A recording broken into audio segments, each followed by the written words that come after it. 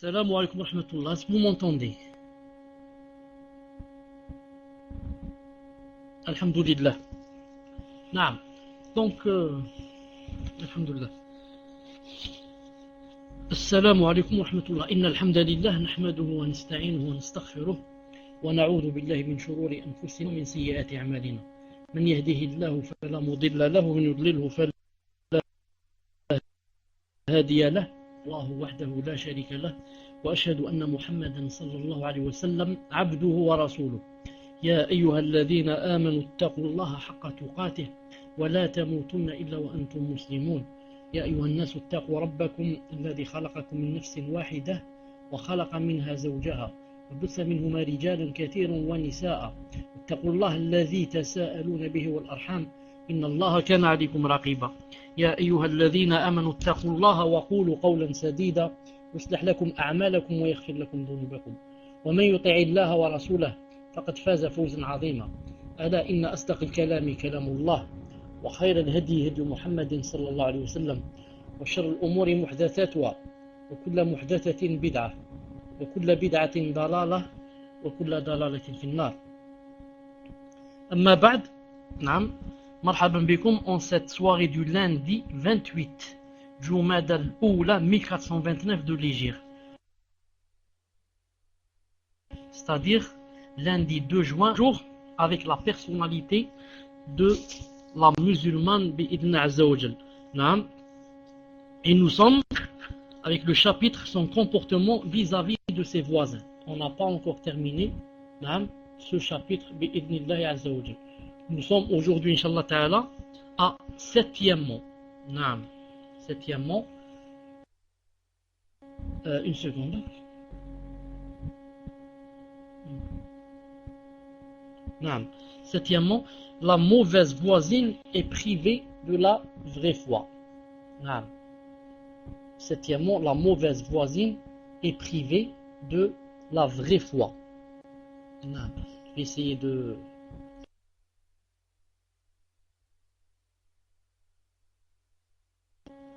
Est-ce que ça s'est affiché chez vous? La mauvaise voisine est privée de la vraie foi. Alhamdulillah. Il a dit ici, Cheikh Rahimahullah, Hafidahullah, les traditions authentiques décrivent l'existence sombre et le sort malheureux de la mauvaise voisine.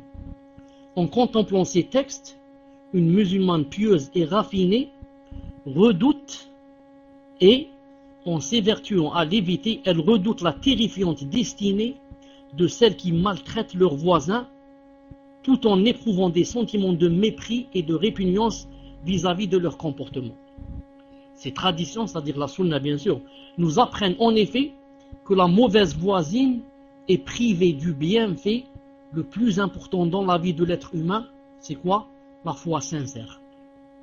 Le prophète sallallahu alayhi wa sallam affirme en termes clairs qui n'admettent aucune interprétation restrictive que celui qui fait du mal à son voisin est privé de la foi.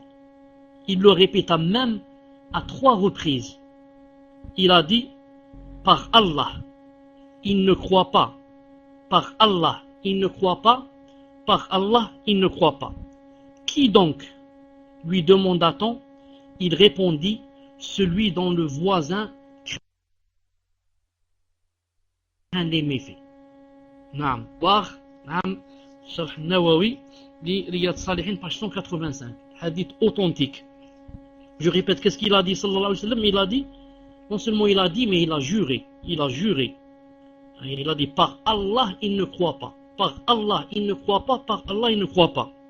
On lui a dit, qui donc, ya Rasulullah, sallallahu alayhi wa sallam? Il a dit, celui dont le voisin craint les méfaits. C'est-à-dire, pour que tu comprennes cela, s'il y a un voisin qui a peur de toi, ça veut dire le hadith s'applique à toi.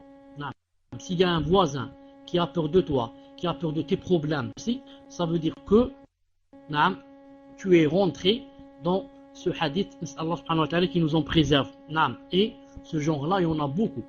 Beaucoup de gens ont peur de leurs voisins. Ils savent que ce sont des gens vraiment violents, vraiment qui font le mal. Allah Ta'ala nous en préserve. Dans une autre version de Muslim, le prophète sallallahu alayhi wa sallam a dit: n'accédera pas au paradis,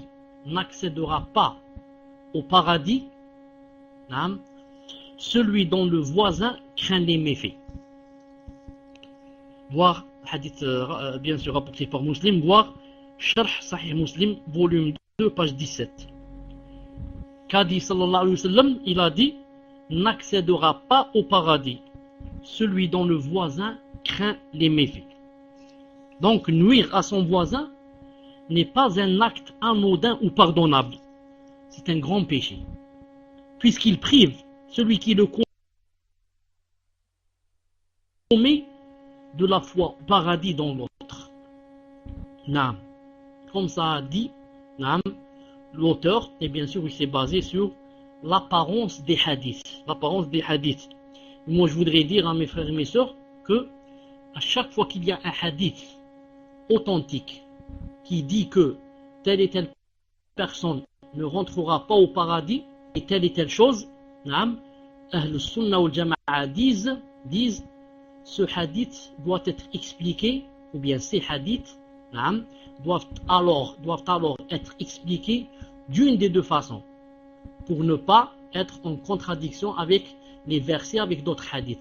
Comment qu'on explique les hadiths qui apparemment disent que X ne rentrera pas au paradis, ou quiconque des croyants fait ceci, cela, ne rentrera pas au paradis?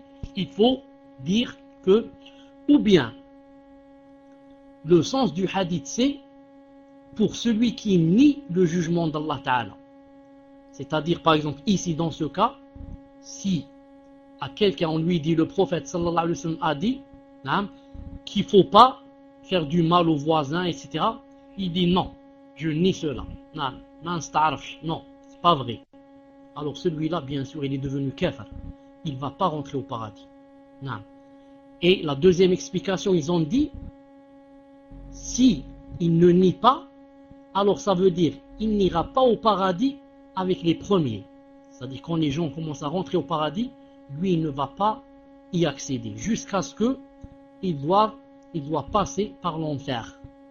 Sauf si Allah Ta'ala lui pardonne, et malgré cela, il ne rentrera pas au paradis, puisqu'il doit attendre jusqu'à la fin pour savoir s'il va aller en enfer ou s'il va rentrer, ou bien s'il va rentrer au paradis avec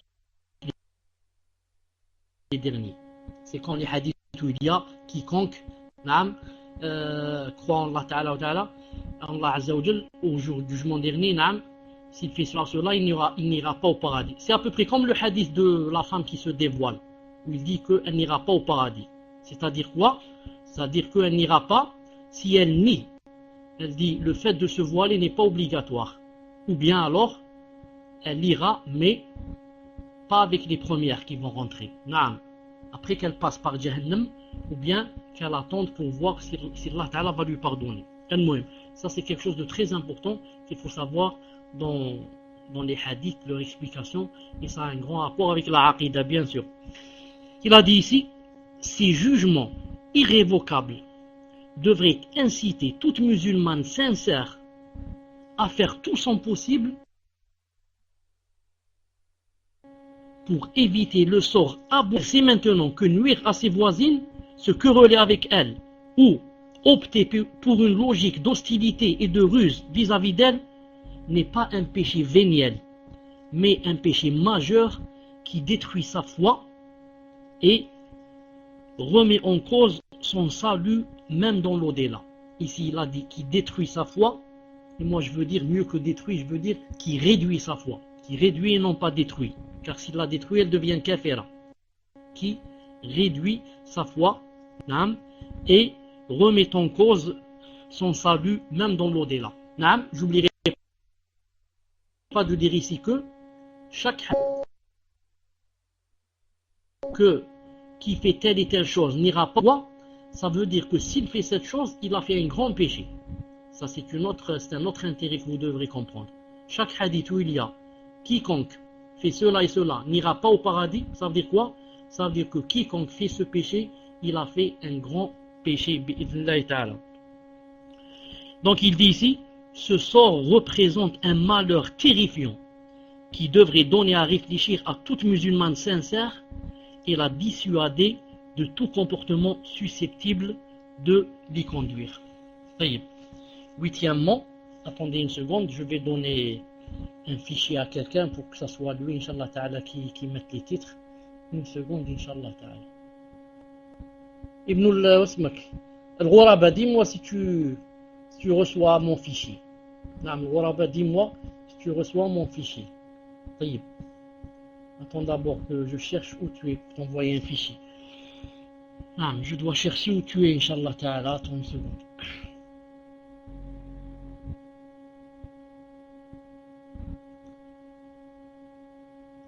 Al-Ghuraba, je t'ai pas trouvé.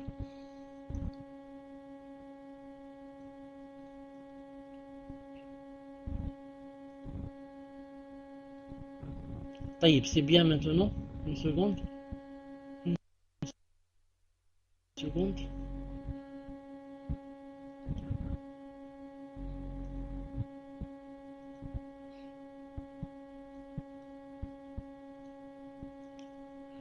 Taïb.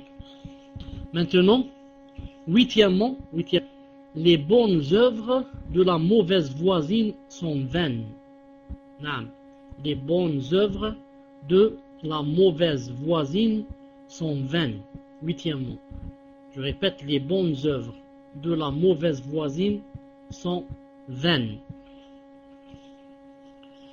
La foi est la base. La foi est la base et le support de toute œuvre.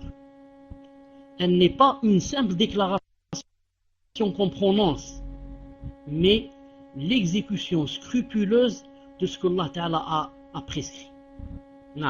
Quand on perd la foi, aucun acte, aussi excellent et important soit-il, ne contribuera à notre salut, car il n'aura aucune valeur et ne sera nullement pris en considération par Allah Azza wa Jal. D'où la perdition de celle qui persiste à nuire à ses voisins, même si elle passe la majeure partie de sa vie à accomplir les bonnes œuvres. Il a dit ici, aucune de ces bonnes actions ne sera accueillie favorablement de la part d'Allah Azza wa Jal. Et c'est donc d'après lui, la mauvaise voisine, elle est presque devenue kafira d'après lui. Mais nous on dit, non pas, ça la détruit. Et non pas, ça la détruit. Mais elle fait un grand péché. Elle fait un grand péché. Regardez ici, quand il a dit la foi de toute bonne œuvre. Il a dit, quand on perd la foi, aucun acte, aussi excellent et important soit-il, ne contribuera à notre salut. Car il n'aura aucune valeur et ne sera nullement pris en considération par Allah Azza wa Jal. Ça c'est vrai. Quand quelqu'un perd sa foi, même s'il fait toutes les meilleures actions du monde, elles ne seront pas acceptées. Et comme a dit Allah Ta'ala dans le Coran, Allah Ta'ala dit dans le Coran, وَمَا مَنَعَهُمْ أَن تُقْبَلَ مِنْهُمْ نَفَقَاتُهُمْ إِلَّا أَنَّهُمْ كَفَرُوا بِاللَّهِ وَبِرَسُولِهِ. Tawbah 54. Il a dit, et ce qui a empêché leur don d'être accepté, c'est le fait qu'ils ont mécru en Allah et en son messager. Celui qui mécroit en Allah Ta'ala et en son messager, même s'il donne tout l'argent du monde, il ne sera pas accepté. Même s'il construit toutes les mosquées du monde, ça ne sera pas accepté jusqu'à ce qu'il croit en Allah Azza wa Jal et en son messager. Et ça rappelle aussi le verset de sourate An-Nur, page 39, où Allah Ta'ala dit وَالَّذِينَ كَفَرُوا أَعْمَالُهُمْ كَسَرَابٍ بِقِيعَةٍ يَحْسَبُهُ الظَّمْآنُ مَاءً حَتَّى إِذَا جَاءَهُ لَمْ يَجِدْهُ شَيْئًا وَوَجَدَ اللَّهَ عِنْدَهُ فَوَفَّاهُ حِسَابَهُ وَاللَّهُ سَرِيعُ الْحِسَابِ.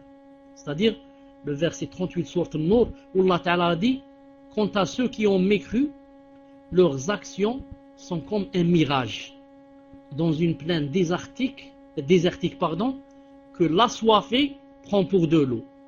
Puis, quand il y arrive, il s'aperçoit que ce n'était rien. Et il trouvera Allah Azza wa Jal qui lui rendra son compte. Donc, celui qui mécroit, quand il fait des actions, c'est comme un mirage. Vous connaissez le mirage quand quelqu'un est en plein désert et il a vraiment soif, il regarde comme ça devant lui, il voit comme des petites baies. Il voit comme ça, comme des petites piscines, etc. Il croit que c'est de l'eau. Je vais m'approcher pour voir, je vais m'approcher de cette eau pour boire. Quand il arrive à l'endroit où il a cru que c'était de l'eau, qu'est-ce qu'il va trouver? Il a dit, il ne va rien trouver. Au contraire, il mourra, car il trouvera Allah Azza wa Jal qui lui réglera son compte. D'ailleurs, que les bonnes actions des kuffars ne soient pas acceptées, c'est très clair chez nous dans le Coran et la Sunna. C'est aussi comme dans le verset de Furqan, verset numéro 23, où Allah Ta'ala dit وَقَدِمْنَا إِلَى مَا عَمِلُوا مِنْ خَيْرٍ وَقَدِمْنَا إِلَى مَا عَمِلُوا مِنْ عَمَلٍ فَجَعَلْنَاهُ هَبَاءً مَنْثُورًا. C'est le 23e verset du sourate Al-Furqan, à peu près en français. Qadimna, et on est allé à ce qu'ils ont fait, et c'est dans cette dunya, ils parlent des kuffars, et on l'a rendu poussière. Et vous savez que Allah Ta'ala est tellement juste que quand le kafir fait ici les bonnes actions, qu'est-ce qu'il lui fait? Il lui donne en revanche, comme c'est dans le hadith authentique, il lui donne le bien, il lui donne des enfants, il lui donne de l'argent, il lui donne l'âme, la santé, et comme ça, il le remplit de bien de la dunya. Et quand il rencontre Allah Azza wa Jal, il va trouver quoi? Allah Azza wa Jal nous en préserve. Et je dirais aussi autre chose, Allah Ta'ala est tellement juste, que le kafir qui fait dans cette vie les bonnes actions, si jamais il rentre en islam, Allah Ta'ala va lui faire changer toutes les bonnes actions qu'il a faites et qui ne comptaient pas bien sûr, elles vont commencer à compter. Subhanallah al-Azim. Ça c'est vraiment la grâce d'Allah Azza wa Jal. Le kafir, quand il fait maintenant les bonnes actions, il les fait, bien sûr, elles ne sont pas acceptées, car il manque quoi? Il manque la condition de la foi. Mais dès qu'il rentre en islam, toutes ces actions vont être comptées pour lui, masha'Allah Azza wa Jal. Sauf bien sûr, si c'est des actions comme le hajj, comme par exemple le salat, elles ne sont pas acceptées. Pourquoi? Parce qu'elles ne remplissent pas la condition. Mais s'il fait des aumônes, etc., et il rentre en islam, elles vont compter bi'idhnillah Azza wa Jal. Il a dit, en rapport à ce sujet, que quelqu'un dit au prophète sallallahu alayhi wa sallam, ô messager d'Allah, une telle passe la nuit à prier et jeûne pendant le jour et fait l'aumône, et cependant elle offense ses voisins par des propos nuisibles. Le messager d'Allah sallallahu alayhi wa sallam répondit alors, elle n'a aucun mérite, elle fait partie des gens de l'enfer. On lui dit alors, par contre, telle femme n'accomplit que les prières obligatoires et ne fait aumône que de morceaux de lait caillé. Cependant, elle n'offense personne. Et le messager sallallahu alayhi wa sallam de répondre, elle fait partie des gens du paradis. Elle fait partie des gens du paradis. Hadith rapporté par Bukhari dans Adab al-Mufrad, volume 1, page 210, et vous trouvez dans Silsila Sahiha de Sheikh al-Albani, page 190. Je répète ce hadith tellement il est important. Qu'est-ce qu'on a dit au prophète sallallahu alayhi wa sallam? On lui a dit, une telle, on l'a cité, une telle passe la nuit à prier. Regardez, subhanallah al-azim, qiyam al-layl, c'est pas tout le monde qui se lève la nuit et jette la couverture et va faire la prière. Ce n'est pas tout le monde qui peut faire cela. Celle-là, elle passe la nuit à prier et elle passe la journée à jeûner et elle fait l'aumône, Allahu Akbar, et elle fait telle et telle bonne œuvre. C'est pas seulement ça. Cependant, qu'est-ce qu'elle fait? Elle offense ses voisins par des propos nuisibles. Qadi alayhi salam, il a dit, elle n'a aucun mérite. Elle fait partie des gens de l'enfer. Allahu Akbar. On lui a dit alors, par contre, telle femme ne fait que les prières obligatoires, c'est tout. Et ne fait l'aumône qu'en donnant quelques petits morceaux de lait caillé. Cependant, qu'est-ce qu'elle a? Elle n'offense personne. Alors le messager d'Allah a dit, elle fait partie des gens du paradis. Subhanallah al-Azim. Donc c'est vraiment grave. Donc ça ne veut pas dire qu'une personne, si elle fait la prière de la nuit et qu'elle jeûne la journée et qu'elle fait l'aumône, que là, elle est dans le paradis. Hein? Car il a dit, alayhi salam, elle est en enfer. Elle fait partie des gens de l'enfer. Allahu Akbar, malgré la prière de la nuit, le jeûne de la journée et les aumônes et d'autres œuvres. Subhanallah al-Azim. Malgré cela, elle est en enfer. Et l'autre, qu'est-ce qu'elle fait? Elle ne fait que les saintes prières. Et son aumône est très réduite. Son aumône est très réduite. Elle donne un peu, quelques morceaux de lait caillé. Vous connaissez le lait caillé, hein? En arabe on dit raïb. Enfin en algérien on dit raïb. Et, subhanallah al-Azim, seulement qu'est-ce qu'elle fait? Elle s'abstient de faire du mal. Celle-là, il a dit sallallahu alayhi wa sallam, elle fait partie des gens du paradis. Dans un autre hadith,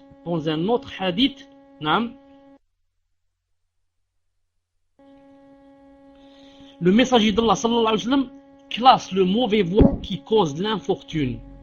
Il a dit sallallahu alayhi wa sallam, 3 catégories de gens sont parmi les causes d'infortune. Il a dit, un responsable qui ne connaît pas le bien, qui ne reconnaît pas le bien que tu fais et ne pardonne pas l'erreur que tu commets, un mauvais voisin qui dissimule tes mérites et diffuse tes méfaits, et une épouse qui t'importune quand tu es présent et te trahit durant ton absence.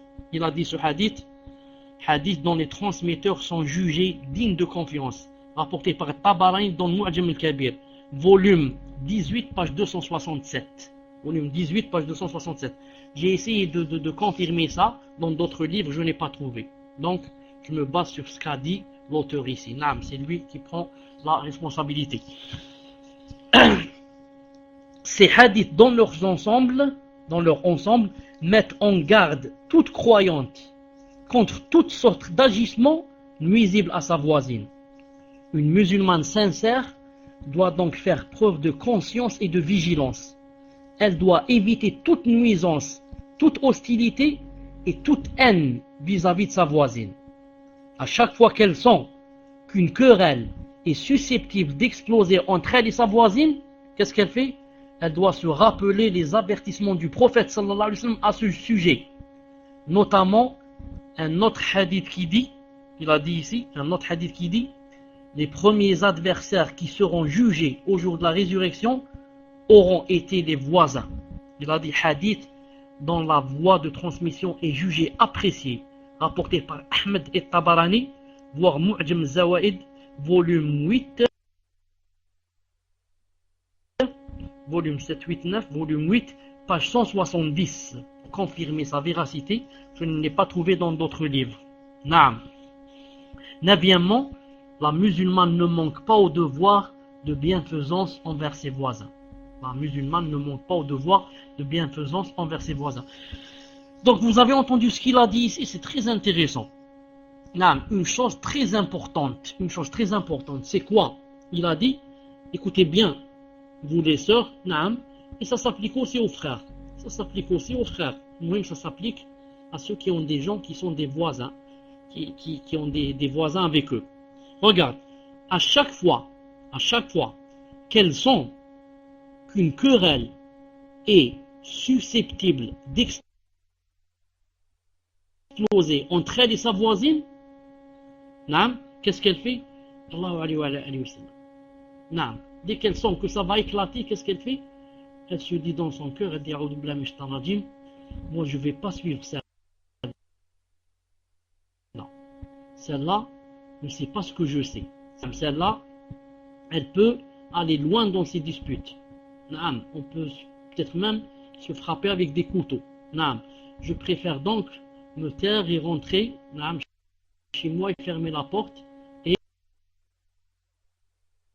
aller faire le wudu, ou bien aller faire 2 rak'at, ou bien dire un peu de Coran. Rien, au contraire, ça va me pousser peut-être à dire des choses que Allah Azza wa Jalla n'agrée pas. Taïb. Neuvièmement, la musulmane ne manque pas au devoir de bienfaisance envers ses voisins.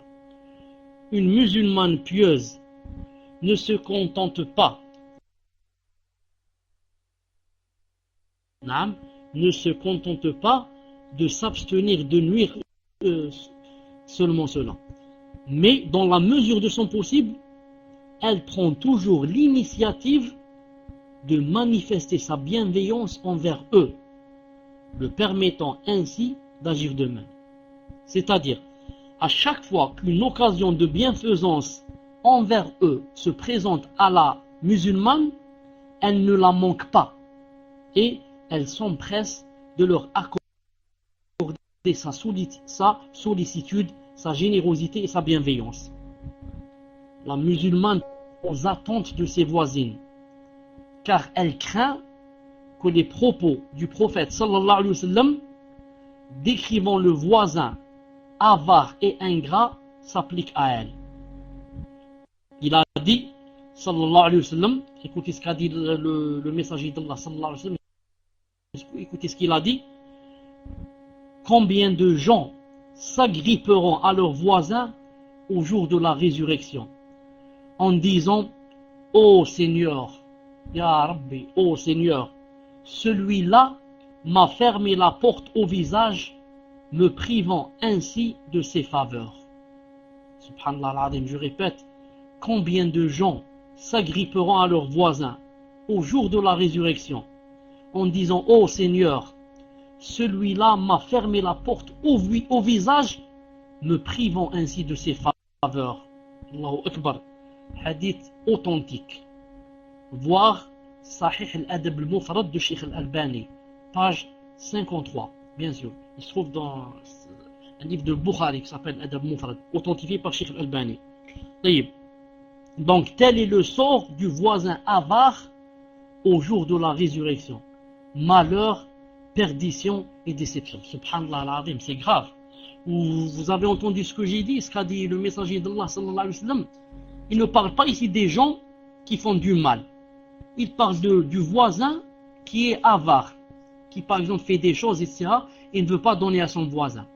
Celui-là, ton voisin, c'est ton voisin auquel, ou là envers lequel tu étais avare, va s'agripper à toi le jour de la résurrection.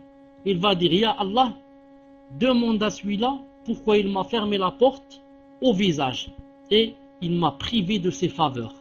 Ya Allah, tu as donné à ce voisin des faveurs. Allah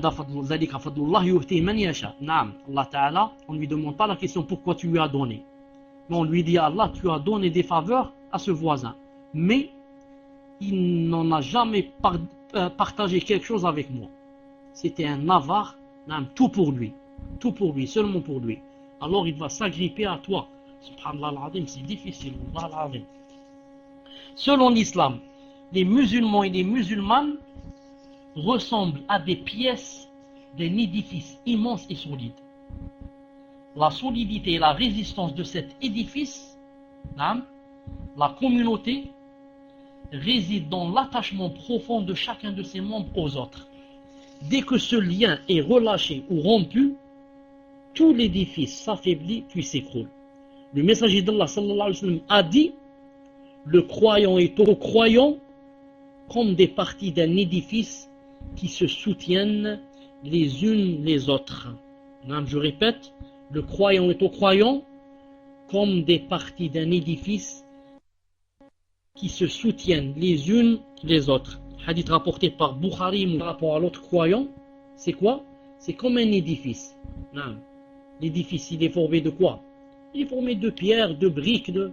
Tu peux enlever toi une pierre ou là de l'édifice. Ou bien il va y avoir un trou comme ça visible, ça sera alors un défaut, ou bien il va s'écrouler si tu enlèves les pierres essentielles. L'édifice va s'écrouler. Il a également dit, sallallahu alayhi wa sallam,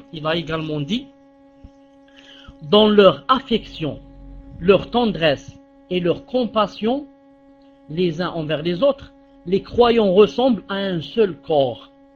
Lorsque l'un de ses membres souffre, les autres parties du corps s'interpellent mutuellement en insomnie et en fibre. Vous avez vu comment le prophète sallallahu alayhi wa sallam a fait cette métaphore et à quoi il a ressemblé les croyants quand ils sont entre eux dans leur affection, leur tendresse et leur compassion. il a dit, il ressemble à un seul corps. Est-ce que quand une personne a mal, par exemple, à la tête, il dit j'ai mal à la tête, ou là, lorsqu'une personne, par exemple, lorsqu'une personne souffre, par exemple, d'une partie du corps, est-ce que les autres parties du corps, ne souffrent pas? C'est pas possible. Si tu as mal à la tête, c'est la fièvre. C'est tout le corps qui est chaud. Si tu as mal à la dent, c'est seulement la dent qui te fait mal. C'est pas la dent. C'est ta tête qui te fait mal, les tempes qui te font mal. Tu n'es pas tranquille. Ce n'est pas seulement elle, la dent. Et comme ça. Comme ça dit le messager d'Allah. Il a dit normalement, on est tous comme un seul corps. Quand quelqu'un a un mal ou un problème, le mal ou le problème se propage à nous tous. Quand quelqu'un a mal ou bien un problème, normalement le mal et son problème, moi aussi j'en suis concerné. Mais maintenant de nos jours, la foi est tellement faible que chacun dit quoi? Dit nafsi nafsi. Chacun voudrait se sauver et chacun dit quoi? Dit alhamdulillah dans son cœur, ce n'est pas moi qui ai le problème. Alhamdulillah, c'est mon voisin qui a le problème et c'est pas moi. Alhamdulillah. Chacun dit nafsi nafsi. Et bien sûr ça, c'est un dalil de la faiblesse de la foi. Ça c'est un dalil de la faiblesse de la foi.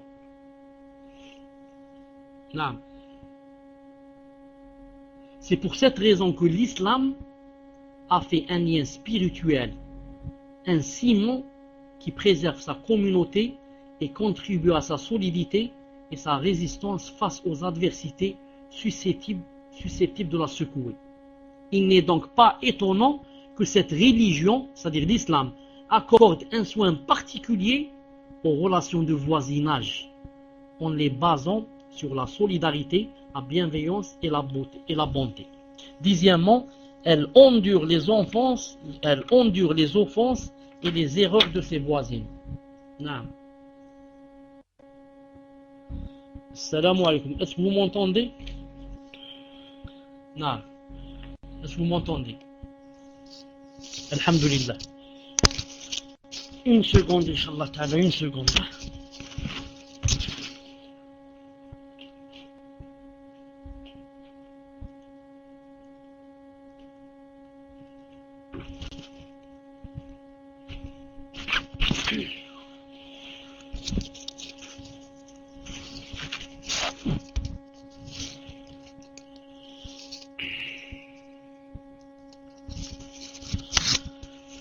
في صوت.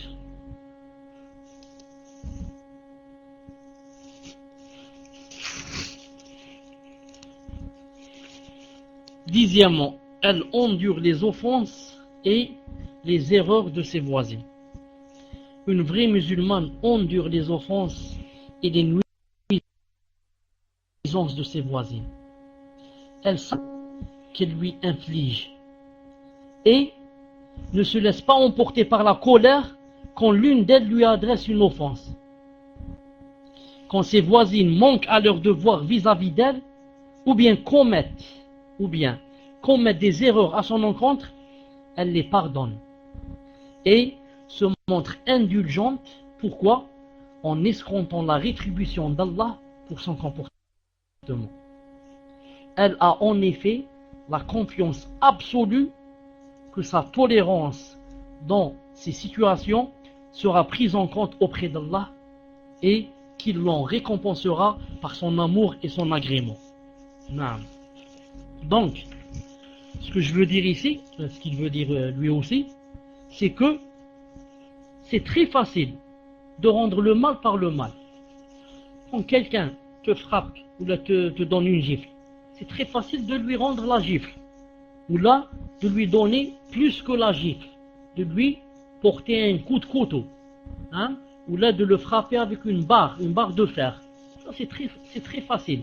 Je le laisse jusqu'à ce qu'il l'oublie, et quand il marche, je vais derrière lui, il ne sait pas. Je marche derrière lui et je lui donne un coup de couteau dans le dos, ou là avec une barre de fer sur la tête. Tout le monde peut faire cela. Mais qui peut rendre le mal par le bien? Qui peut faire cela?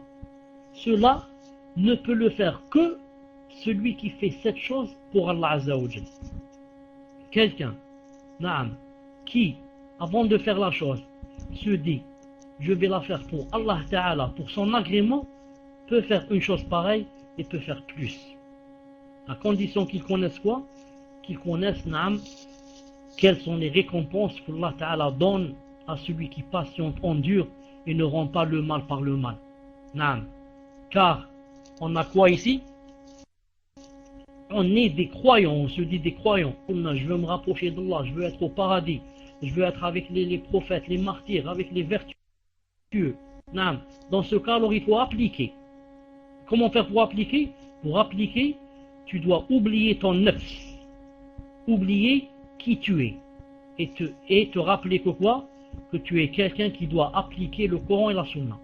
Tu es un soldat d'Allah Azza wa Jal. Tu n'es plus X et Y, tu n'es plus Mohammed et Abdel Qadir et Farid et Khlas.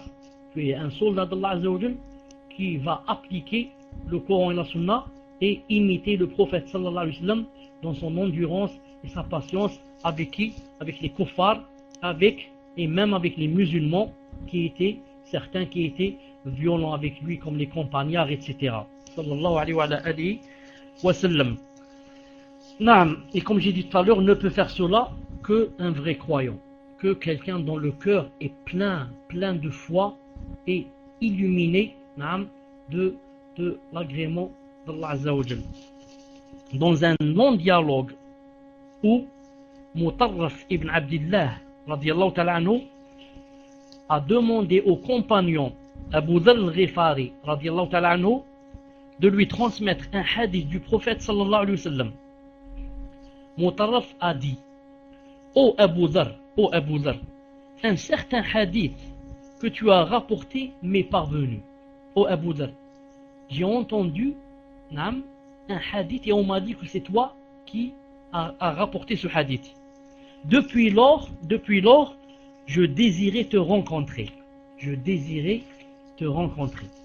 Regardez les gens, des fois comme dans le hadith de... Qui c'est, si je ne me trompe pas, c'est Jabir, ou bien un autre, c'est pas Jabir, qui s'est déplacé un mois à cause d'un hadith. Jabir ibn Abdillah, qui a acheté quoi? Une monture, et il est allé faire un voyage d'un mois. Pourquoi? Pour écouter un hadith du messager d'Allah sallallahu alayhi wa sallam. Un mois de voyage pour écouter un hadith et revenir. Subhanallah al-Azim.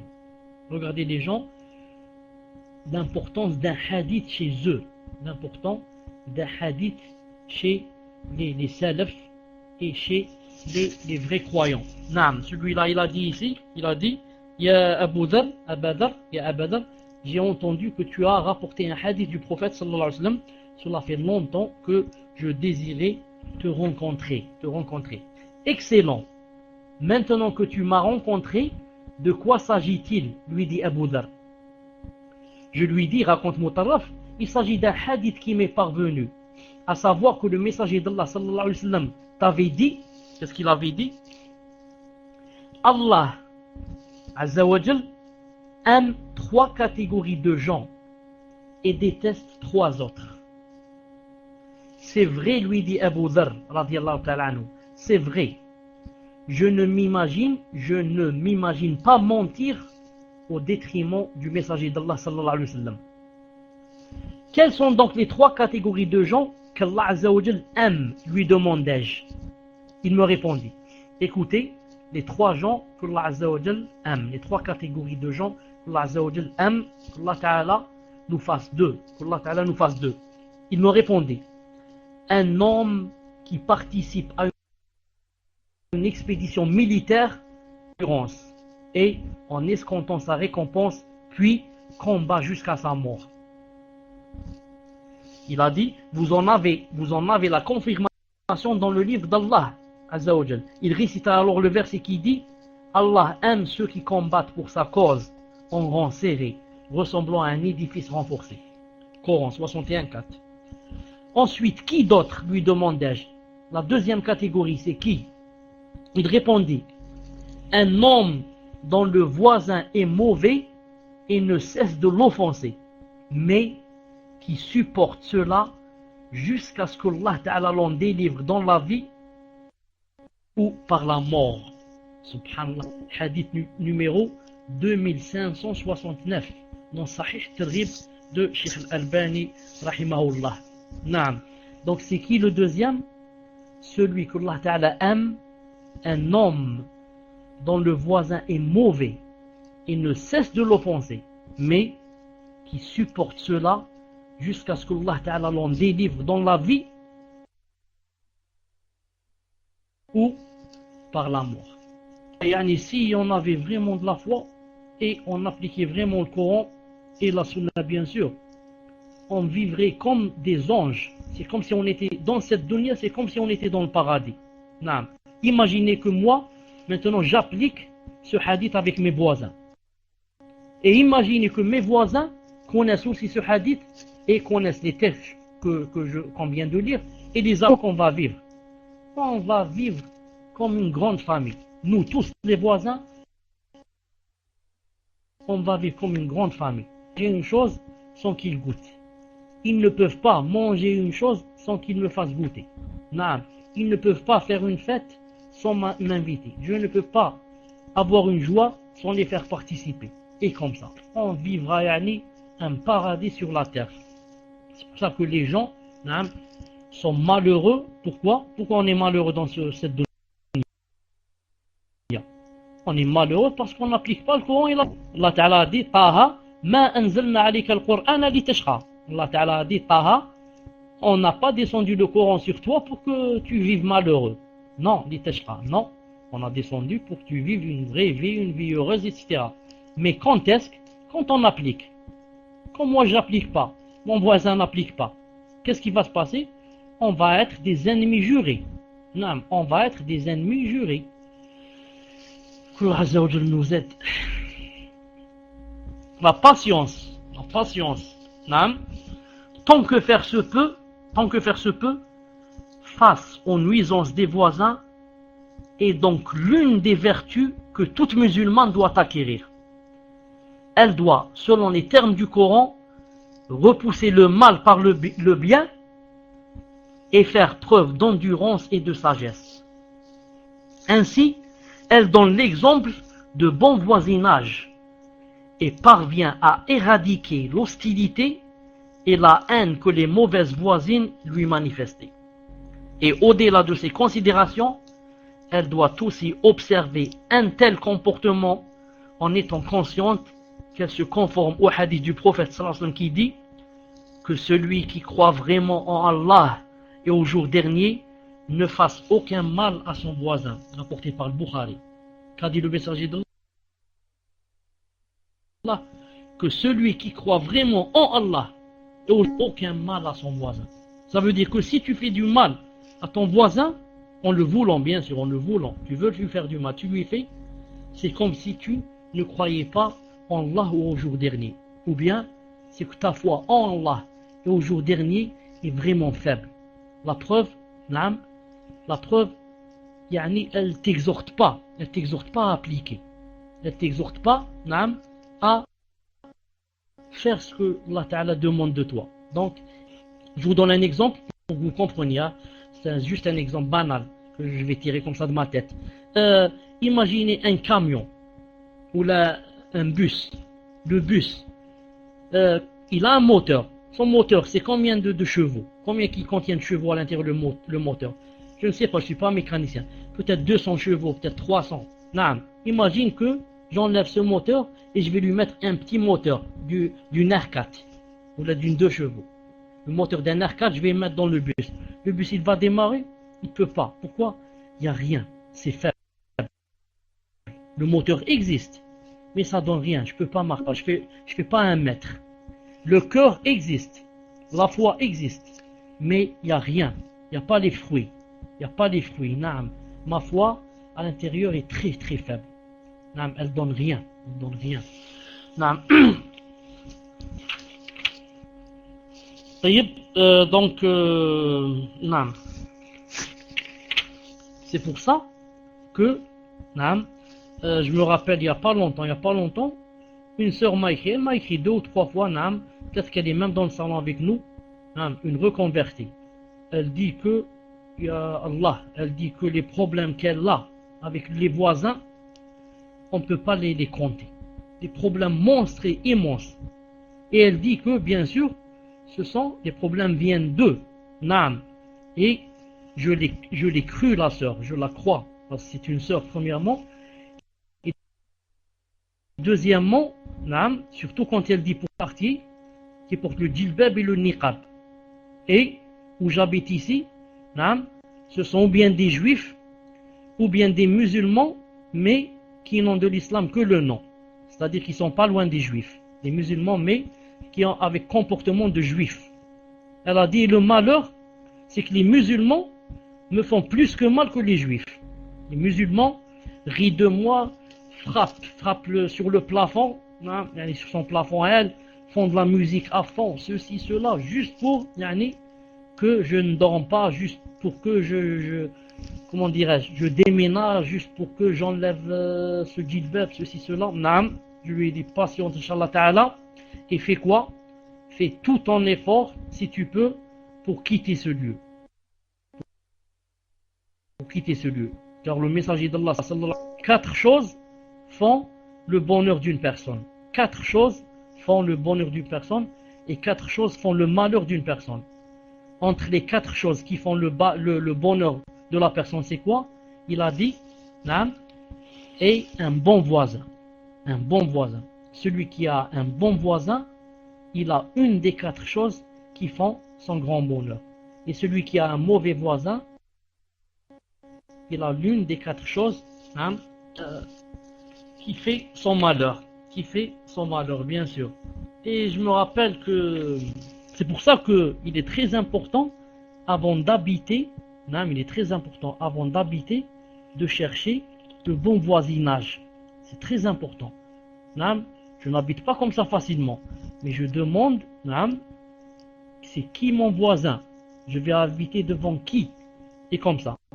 Et j'ai lu quelque part que quelqu'un, masha'Allah, qui habitait dans un endroit, masha'Allah, le voisin de ce... Alors quelqu'un lui a dit par exemple, pour ta maison. L'autre lui a dit, c'est un exemple, c'est toi, il lui a dit, tu m'as donné 100 millions pour mon appartement. Jazakallahu khayran, c'est ça le prix de la maison. Même tu m'en as donné plus. Mais, combien me donnes-tu pour le voisinage de X? Combien me donnes-tu, pour que tu sois le voisin de X que je vais quitter? N'oublie pas que je vais te donner et la maison et le voisin. Allahu Akbar. N'oublie pas. Tu vas habiter devant X. Allahu Akbar. Tu vas pas habiter devant un soulard qui va passer la nuit à crier, à hurler. Tu vas passer la nuit d'un voisin, quelqu'un, tu vas entendre la nuit le Coran. Tu vas entendre quelqu'un qui va lire la nuit dans sa prière le Coran. Quelqu'un qui, il ne peut pas te faire le mal d'une mouche. Si la mouche, elle fait un peu mal, lui, il ne fait pas mal. Alors, combien tu me donnes pour le voisin? Il y a des femmes qui, suite à une querelle banale, qu'est-ce qu'elle fait? Suite à une querelle banale entre ses enfants et ceux des voisins, il y a des femmes qui perdent la raison et se laissent emporter par la colère et profèrent une série d'injures et d'insultes blessantes à l'encontre de leur voisine, mettant ainsi un terme à tous les liens de cohabitation et d'amitié qui les unissaient. Ces femmes-là doivent savoir qu'elles agissent contrairement aux principes de l'islam. Donc je répète la fin. Quant aux femmes qui font preuve de patience, de tolérance et d'indulgence envers leurs voisines, celles qui ne répondent pas au mal par le mal, celles-là doivent être fières et heureuses, car elles ont adopté un comportement sage, propre aux voisines vertueuses, un comportement apprécié et agréé par Allah Azza wa Jal. Naam. Allah Azza wa Jal fasse de nous de bons voisins. On demande à Allah Azza wa Jal, le Tout-Puissant, de faire de nous de bons voisins et de nous aider à ce qu'on fasse du bon voisinage une adoration qui nous permettra de rentrer au paradis demain et d'être avec les pieux et les vertueux. Naam. C'est la fin du 8e chapitre. Le prochain dars, Inch'Allah Ta'ala, chapitre 9, très important, son comportement vis-à-vis de ses amis et ses sœurs en religion. Son comportement vis-à-vis de ses amis et ses sœurs en religion. Naam. طيب. Inch'Allah Ta'ala, je m'arrête là. Je vais répondre à quelques questions. Je dis Subhanakallahumma bihamdik. Ashhadu an la ilaha illa ant. Astaghfiruka wa atubu ilayk. طيب. On commence Inch'Allah Ta'ala pour Ibrahim. Tafadali. Est-ce que vous m'entendez? Ibn al-Qayyim, est-ce que vous m'entendez? Naam. Sinon on passe à Salman pour ne pas faire de temps. Tafadali. Assalamu alaikum wa rahmatullahi wa barakatuh. Est-ce qu'il y a du son? Inch'Allah. Afwan, j'avais un petit souci, donc j'ai dû sortir et revenir. Afwan, Akhi al-Ghuraba, est-ce que tu peux remettre la question, s'il te plaît? Barakallahu fik. Assalamu alaikum wa rahmatullahi wa barakatuh, Cheikh. Je dis souvent, mon enfant de 3 ans, c'est Allah qui a fait descendre la pluie, qui a créé le ciel, l'arbre, les fleurs, nous donne à manger, nous guérit de la maladie, etc. Est-ce correct? Qu'Allah vous récompense. Amin. Barakallahu fikum. Tfadal, Cheikh. Assalamu alaikum wa rahmatullah. Vous m'entendez? Alhamdulillah. Elle dit, Naam, je dis souvent mon enfant 3 ans, c'est Allah qui a fait descendre la pluie, qui a créé le ciel, l'arbre, les fleurs, qui nous donne à manger, nous guérit de la maladie, ça. Est-ce correct?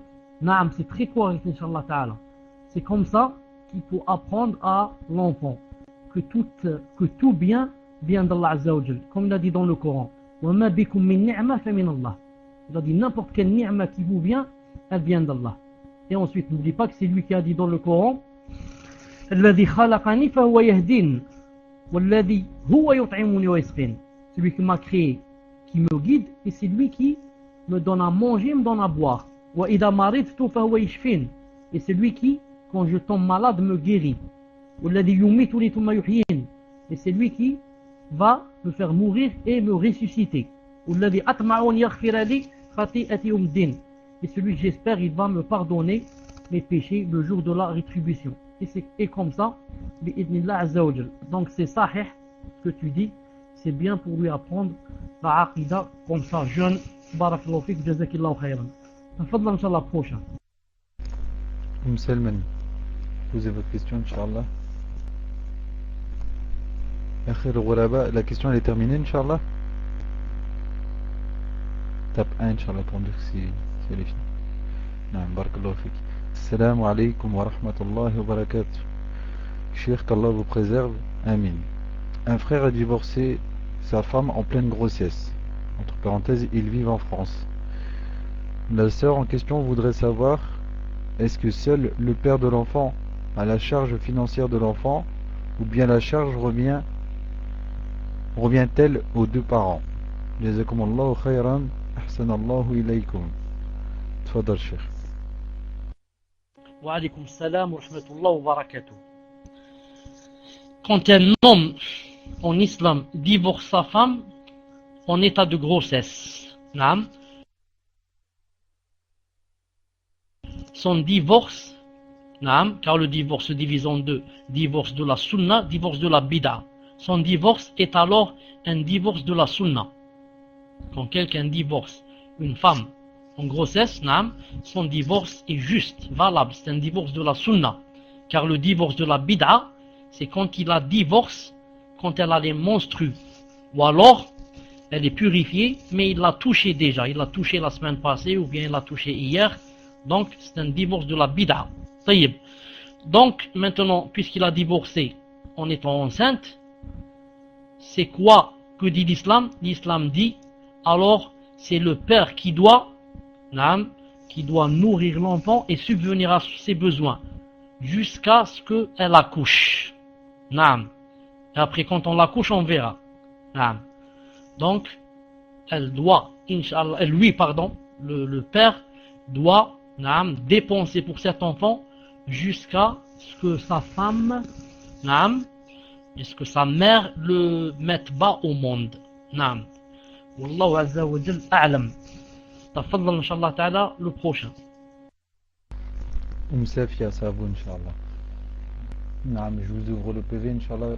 Mettez-la moi donc en PV, c'est les temps. Par contre, votre PV est bloqué. Sinon, vous la coupez en deux, Inch'Allah. Donc, vous faites un copier-coller. Par contre, Whisper, à la fois, mais je le vois pas. Hein. J'ai essayé de le chercher, je le trouve pas. Donc, Inch'Allah, si tu le vois, fais-le directement. Assalamu alaikum wa rahmatullahi wa barakatuh. Barakallahu fikoum pour tout ce que vous nous apportez. J'ai deux amis à moi qui se sont convertis, masha'Allah, la hawla wa la quwwata illa billah. J'aimerais savoir comment leur montrer la bonne voie à suivre. De quelle manière? Conseillez-moi, min fadlikum. Tfadal Cheikh. Wa alaykum salam wa rahmatullahi wa barakatuh. Je profite pour dire au frère Abou Abdel Hakim, c'est la deuxième ou troisième fois que je le contacte, il a les PV fermés. Taïb, khair, Inch'Allah ta'ala. Je dis à ces deux sœurs qui se sont reconverties, je demande à Allah ta'ala qu'il les aide, leur ouvre ses portes et les fasse rentrer au paradis, et qu'Allah ta'ala agrée et récompense la personne qui a été la cause de la reconversion de ces deux sœurs. Car comme a dit le messager d'Allah sallallahu alayhi wa sallam à Ali, il lui a dit: si Allah ta'ala guide une personne et fait de toi la cause pour qu'il guide une personne, c'est mieux que les meilleures montures, bien sûr. C'est-à-dire, c'est ce qu'il y avait de mieux à l'époque. Maintenant, je voudrais dire comment qu'elle doit faire avec elle. Ce n'est pas facile, car si tu veux les orienter, toi aussi tu dois avoir de la science. Si tu veux les orienter, toi aussi quoi? Tu dois avoir de la science pour ne pas, sans le vouloir, pour ne pas les induire en erreur. Ensuite, si tu n'as pas assez de science, elles peuvent te poser des questions embarrassantes, à laquelle tu ne répondras pas, et elles trouveront alors qu'il y a un manque dans l'islam, ou alors il y a des contradictions. C'est pour ça, Wallahu ta'ala a'lam. Moi comment on dit ça?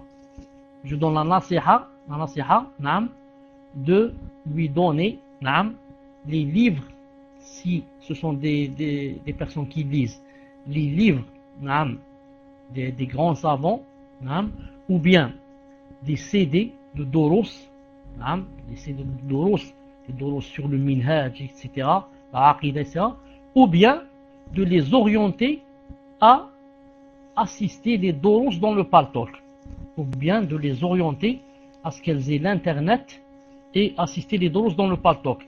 Et je crois, Wallahu a'lam, c'est la chose la meilleure. C'est la meilleure. Pourquoi? Parce que quand une personne assiste avec d'autres gens, elle sent qu'elle n'est pas seule, elle se sent réconfortée dans la foi. Elle se dit: comment? Moi je me suis trompé, toutes ces personnes qui sont dans le salon se sont trompées. Donc ça se voit qu'ils sont dans le vrai, et elles se sont réconfortées quand la personne sent qu'elle n'est pas seule. Wallahu azza wa jal a'lam. C'est ce que je te préconise, et tu leur montres, Inch'Allah ta'ala, ce que tu peux, ce que tu sais toi et ce dont tu es sûr, tu le leur montres. Quant aux choses que tu ne connais pas, tu les guides, Inch'Allah ta'ala. Wallahu azza wa jal a'lam. Mais attention, je dis à ma soeur, je lui dis attention seulement que, attention que tu commences avec une bonne niya à tout leur interdire. Attention à ce que tu commences à leur dire: ça c'est haram, ça c'est bid'a, ça c'est haram, ça c'est bid'a, ça c'est haram, c'est la yajouz, c'est la yajouz, jusqu'à ce qu'elles fuient et elles disent: oh, on ne savait pas que c'était comme ça et que c'était très difficile l'islam. Tout est haram, il n'y a rien de halal, tout est haram. c'est vraiment difficile. Naam, j'étais mieux. Attention ma soeur, que tu fasses cette erreur. Naam. وجزاكم الله خيرا. تفضل إن شاء الله تعالى le suivant. Firdaus, c'est à vous, Inch'Allah.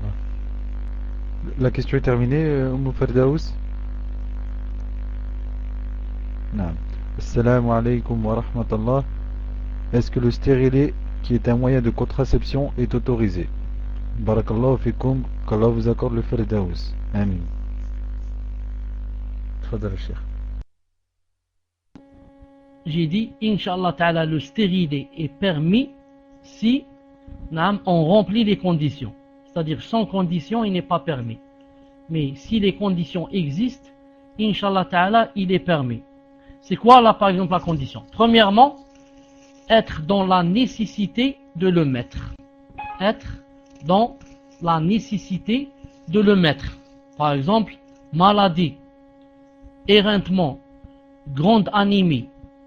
Le médecin a dit tu ne peux pas tomber enceinte dans cette situation comme ça. Tu es très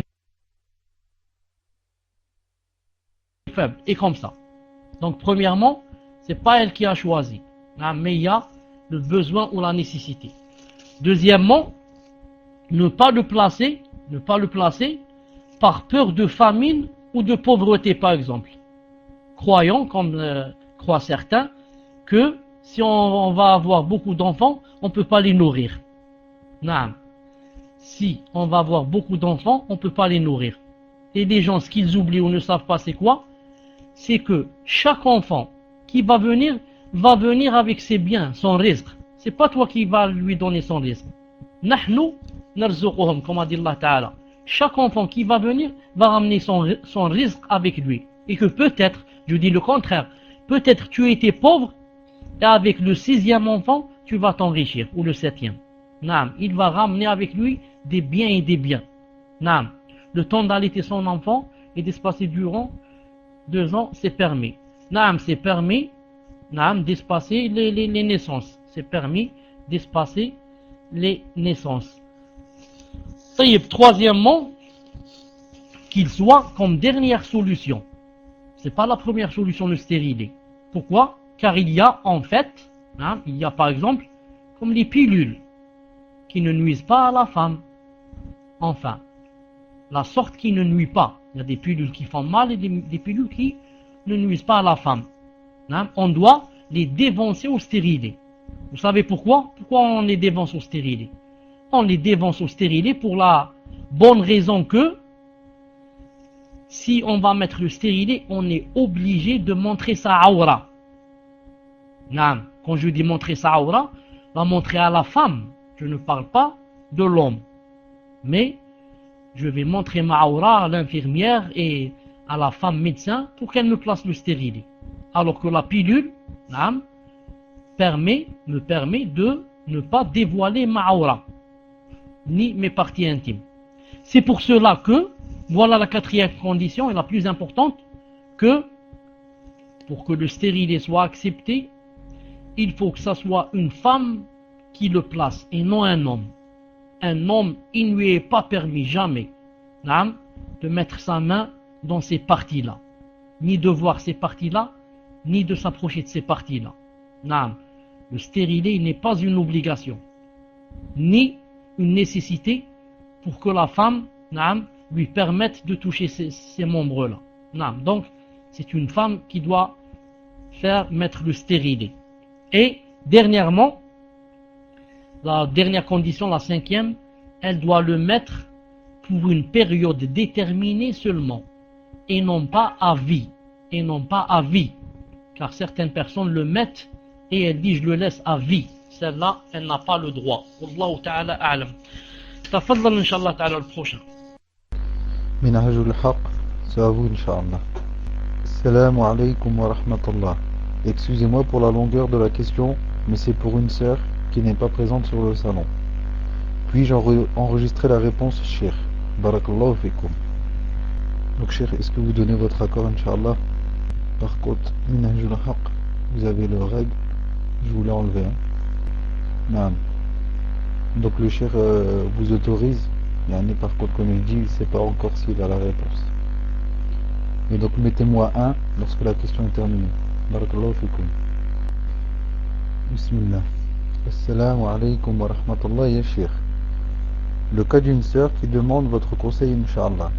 Une sœur est divorcée d'un premier mariage et a eu un enfant dont elle a la garde, alhamdulillah.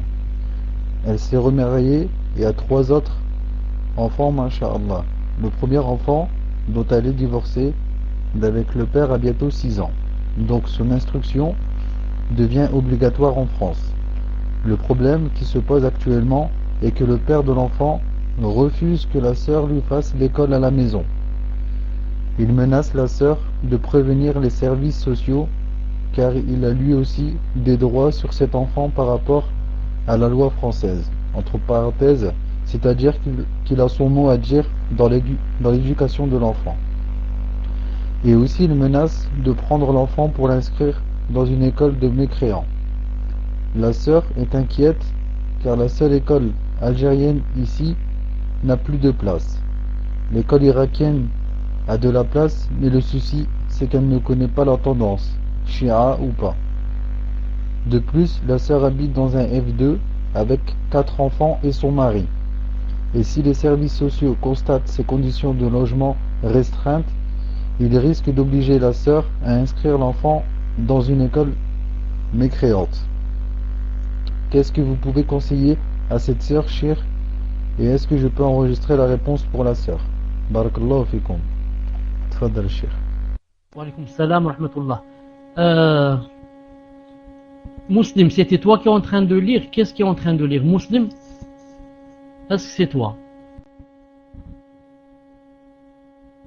Ah, alhamdulillah. Taïeb, si je comprends bien, on me dit que dans les émissions de cette école, il y a des chiffres qui dans le programme. Taïeb, jazakallahu khairan, ta'amallah. Donc, si je comprends bien, Muslim, si je comprends bien, c'est le premier mari qui demande ces choses, ça?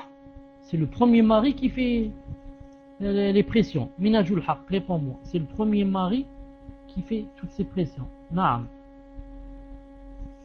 Naam.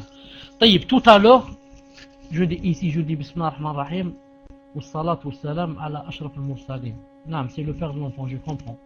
Tout à l'heure, quand j'ai commencé à lire ce qu'il y avait dans la question,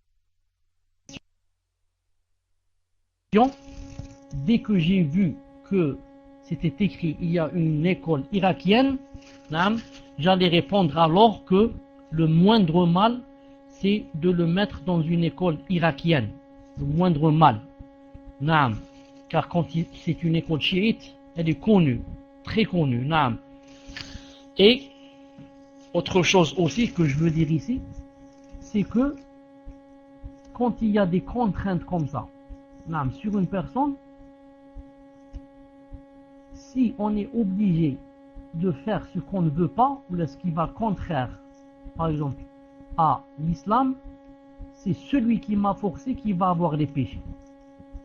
Donc la sœur, Inch'Allah Ta'ala, si son mari la force à ce qu'elle fasse telle ou telle chose, c'est lui qui aura les péchés, et les péchés de cet enfant.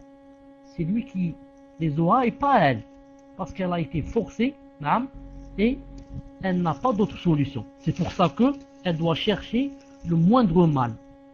Et le moindre mal, Inch'Allah Ta'ala, c'est de l'inscrire dans une école irakienne. Tout en vérifiant ce qu'il apprend, par exemple, et en regardant ses cahiers, etc. Et en lui inculquant, comme ça, les préceptes de un sunnah, pour qu'Inch'Allah Ta'ala, il soit toujours sur le droit chemin. Mais quant aux contraintes, bien sûr, les contraintes qui viennent, Allah Ta'ala connaît ce qu'il y a dans les cœurs et il sait que cette sœur était sincère, qu'elle voulait lui apprendre à la maison, etc. Mais que c'est plus fort d'elle et cette chose est venue comme réponse à des pressions. Wallahu Azza wa Jal a'lam. Tafaddal Inch'Allah le suivant. Saoudia, on vous a enlevé le raid, Inch'Allah, c'est à vous de poser la question. Ta'amallah, c'est la question de Saoudia. Barakallahu fik. Donc mets-moi un, Inch'Allah, akhi, lorsque la question est terminée.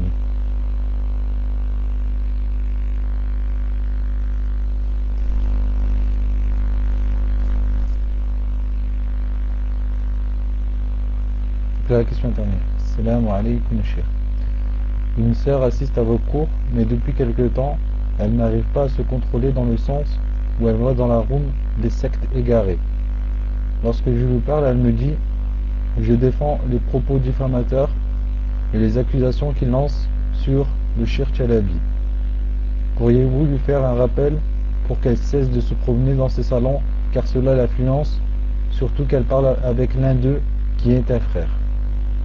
Tfadal, Cheikh. Wa alaykoum salam wa rahmatullah wa barakatuh. Est-ce que la sœur d'abord, Naam, elle est là? Est-ce que la sœur, si je lui fais le petit rappel, est-ce qu'elle est là? C'est ça le problème.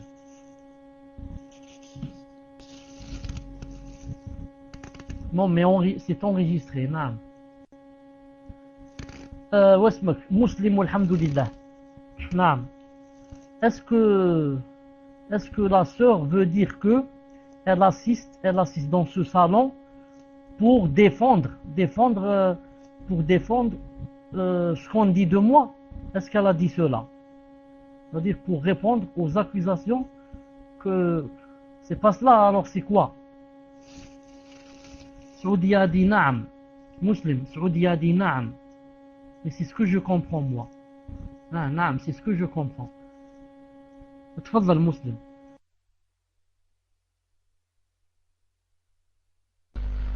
Non, j'ai peut-être mal compris, cher, mais yani dans le conseil qu'elle vous demande de donner, elle a dit que cette sœur, elle assistait à vos cours et que depuis quelque temps, je relis à cher, c'est ce qu'elle a écrit, que depuis quelque temps, elle n'arrive pas à se contrôler dans le sens où elle va dans les rooms de sectes égarées. Lorsque je lui parle, elle me dit: je défends les propos yani qu'on dit contre vous. Yani donc elle assiste au cours des autres rooms et au cours de votre room. Et en plus, cette sœur yani chère, elle parle avec un frère de ces sectes égarées. Voilà, donc c'est ce que j'ai compris. Yani donc elle fait pas que protéger yani les propos qu'on dit sur vous, c'est qu'en plus elle parle avec des personnes de ces sectes. Donc Inch'Allah, Saoudia, yani si je me trompe, vous le dites Inch'Allah. C'est mieux pour que le cheikh saisisse mieux la question. Tfadal, cheikh. Wa alaykoum salam wa rahmatullah wa barakatuh. Naam. Et elle parle avec ce frère justement pour défendre. C'est pour défendre qu'elle parle. Ce n'est pas pour autre chose. Moi je dis à cette sœur, bi'idna azza wa jal, Jazakillahu khayran pour ce que tu fais, naam, et pour yani, les efforts que tu fais aussi pour yani, pour réfuter les accusations et les diffamations. Mais il y a toujours un mais bien sûr. Naam. Elle précise. Tfadal. Naam. طيب معلش.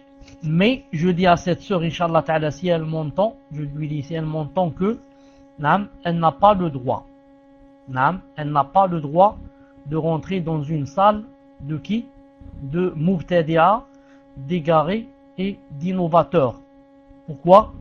Parce que naam, si la malédiction d'Allah Azza wa Jal descend, quand ils sont en train de parler comme ça, etc., naam, si jamais ils attirent la colère d'Allah Ta'ala et qu'ils les maudissent, elle sera maudite avec eux aussi.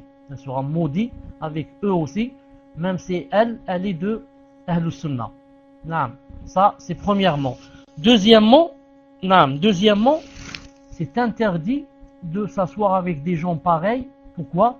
Parce que quand elle rentre dans un salon pareil, elle est la cause de faire croire aux autres qu'ils sont nombreux. Car elle fait multiplier le nombre. Si elle rentre, moi je rentre, X rentre et Y rentre, qu'est-ce qui va se passer? Même si on rentre avec une bonne intention, on va faire croire aux autres que Masha'Allah, yani on est nombreux, etc. Donc c'est une bonne salle. Ils vont dire donc c'est un bon salon. Naam. Et troisièmement, pourquoi lui n'est pas permis de rentrer? Parce que c'est vraiment difficile pour elle. Aujourd'hui, elle peut réfuter une ou deux choses. Demain, naam, elle peut être influencée par ce qu'ils disent. Et il risque de dire des choses à laquelle elle ne trouvera pas de réponse. Et elle tombera dans la fitna. C'est pour ça que le prophète sallallahu alayhi wa sallam nous a appris que quand il y a une fitna, qu'est-ce qu'on fait? On ferme toutes les portes, les fenêtres et on reste dans la maison. Comme il a dit alayhi salam, Kunu ahlasa buyutikum. Naam. Quand il y a une fitna, je dis pas je vais voir qu'est-ce qui se passe et je reviens. Mais je ferme tout et je vais lire le Coran, là je vais à la prière. Je vais faire des nafila. Naam, je reste chez moi. Je dis pas je vais voir qu'est-ce qui se passe dans la fitna. Car tu sors avec une bonne intention et voilà que des choses vont se passer et tu vas tuer quelqu'un et revenir. Tu vas tuer quelqu'un avec un couteau alors que subhanallah al-azim, si tu étais resté chez toi, rien ne te serait arrivé. Et c'est pour ça que le messager d'Allah sallallahu alayhi wa sallam a dit dans un hadith authentique, il a dit que si jamais vous entendez que le faux messie, le Messie Dajjal, l'Antichrist, est sorti, attention que vous alliez vers lui pour dire je vais voir ce qui se passe et qu'est-ce qu'il fait, etc. Car l'un de vous ira vers lui, ou certains d'entre vous iront vers lui pour voir ce qu'il passe, etc. Et ils le suivront. Donc s'ils étaient restés à la maison, c'est mieux que d'aller voir ce qui se passe. La même chose ici dans les salles. On ne peut pas rentrer dans ces salles. Pourquoi? Pour ne pas attraper leur virus.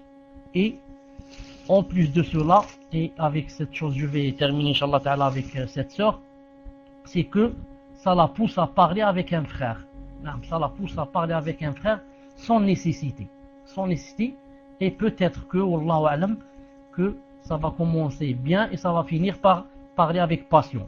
Elle va commencer bien, ensuite elle va terminer en parlant avec passion avec lui, car ils vont quoi? Ils vont s'habituer l'un à l'autre, etc. Ensuite ça sera difficile de quitter, et ils tomberont dans la fitna que Allah Azza wa Jal nous en préserve. Tfaddal Inch'Allah. Salam alaikum.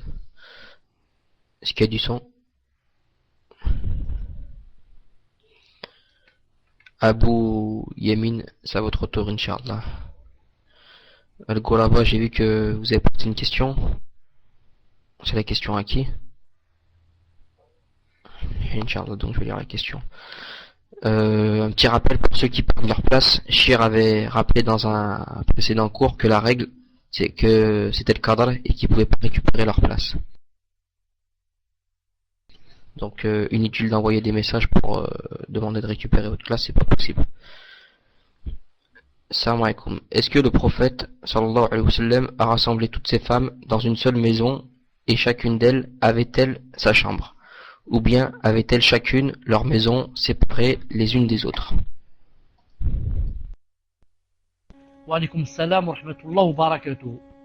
Le prophète sallallahu alayhi wa sallam n'a pas rassemblé toutes ces femmes dans une seule maison. Mais chacune avait peut-être une seule pièce, mais avec rentrées différentes. C'est-à-dire s'il ouvre cette porte, il rentre chez par exemple Safiya. S'il ouvre la deuxième porte, il va rentrer chez Hafsa. S'il ouvre cette porte, il rentre chez Aïcha. Et comme ça, yani séparés l'une de l'autre. Séparés l'une de l'autre. Mais, qu'est-ce qu'elle faisait? Radiyallahu ta'ala anhunna, elle se regroupait chaque soir chez la mère, c'est-à-dire notre mère, avec laquelle le prophète allait passer la nuit. C'est-à-dire si c'est la nuit de Aïcha, aujourd'hui, elles se rassemblent toutes chez Aïcha, jusqu'à ce qu'il fasse vraiment nuit, elles sortent pour le laisser seul avec elle. Et si c'est la nuit, par exemple, de Safiya, elles se rassemblent toutes chez Safiya. Et comme ça. Mais certains savants, comme Cheikh Ibn Uthaymin dans son livre ici, Sharh al-Mumti', il a dit qu'il était interdit, lui aussi se basant sur d'autres avis, de regrouper deux femmes dans une même maison. Dans une même maison. Naam. Pourquoi? Car c'est la fitna. Elles ne vont pas s'arrêter de s'injurier et de faire la fitna. Naam. De préférence, chacune, par exemple, dans un étage seul. Celle-là au rez-de-chaussée, l'autre au premier, l'autre au deuxième, et comme ça. Mais pas dans la même maison. Naam. Sauf si vraiment, elles sont comme deux sœurs. Elles sont comme deux sœurs. Et celles-là, ce sont vraiment des perles rares. Allah ta'ala alam. Tfaddal, jazakallahu khayran. Assalamu alaikum wa rahmatullahi wa barakatuh. Par contre, j'informe les frères et sœurs, comme la room est arrivée au maximum, il y a une autre room qui diffuse en simultané justement le question-réponse qui se passe actuellement. C'est la room La Voie à suivre. Donc Inch'Allah ta'ala, si des personnes ne peuvent pas entrer sur cette room, invitez-les donc à rejoindre la room La Voie à suivre, et également justement les personnes qui sont sur cette room, je vous invite à aller en même temps sur l'autre room, comme ça Inch'Allah elle va arriver deuxième de la liste et les gens donc comprendront. Inch'Allah. Barakallahu fikum. Par contre Al-Ghuraba, il y a d'abord la question de Abu Yamin, donc je vais la lire Inch'Allah. Salam alaykum Cheikh, qu'Allah vous illumine. Allahumma amin. Cela ne fait pas longtemps que je fais la salat, mais ma femme ne la fait toujours pas. Auriez-vous des conseils pour que je lui fasse da'wa, car n'ayant pas de ilm, c'est dur pour moi. J'ai deux enfants qui eux font la salat depuis que je leur ai dit. Je n'ai pas envie de faire du tort à ma femme en lui forçant de faire la prière. Barakallahu fikum. Tfaddal Cheikh. Alaykoum salam wa rahmatullah wa barakatuh. Sa femme, la femme du frère, est-elle là avec nous dans le salon? Je pose cette question.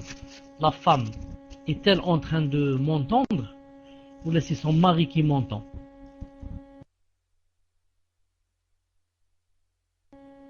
Je voudrais savoir, est-ce que c'est son mari qui m'entend ou bien c'est elle?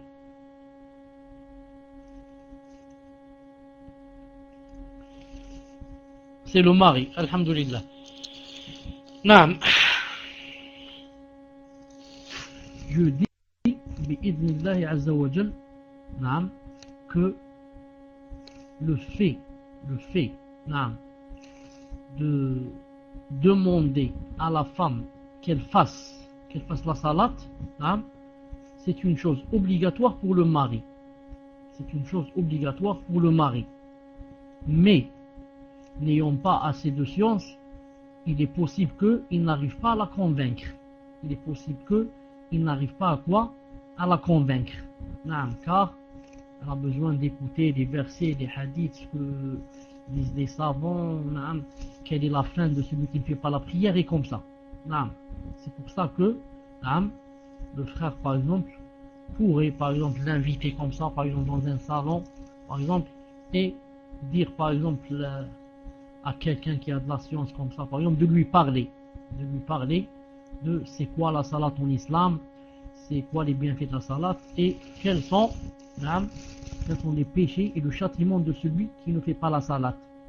Quant à ce qu'a dit le frère, quand il a dit je veux pas la forcer, ça, mais sache que il est interdit en islam de vivre avec une femme qui ne fait pas la prière. Comme à la femme, il est interdit qu'elle vive avec un mari qui ne fait pas la prière.